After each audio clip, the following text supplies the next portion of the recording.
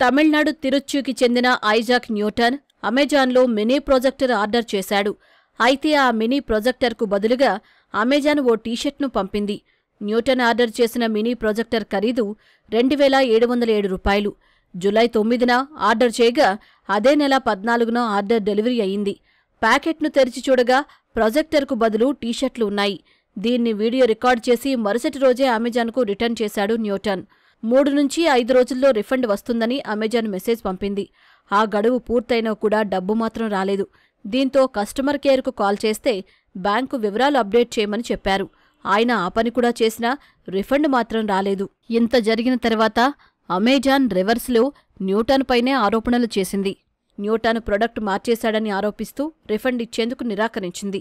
దీంతో Newton lawyer ద్వారా అమెజాన్కు legal నోటీసులు పంపారు. వెంటనే అమెజాన్ అతని రిఫండ్ను ఇచ్చేసింది.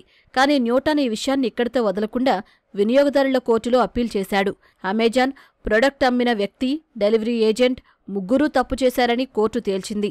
సరైన వస్తువు పంపకపోవడం, రిఫండ్ ఆలస్యం చేయడం, వినియోగదారుడిపైనే తప్పుడు ఆరోపణలు చేయడం వంటి వాటికి శిక్షగా న్యూటన్కు 25,000 రూపాయల పరిహారం, 10,000 రూపాయల కోర్టు ఖర్చులు కలిపి 35,000 రూపాయలు చెల్లించాలని ఆదేశించింది.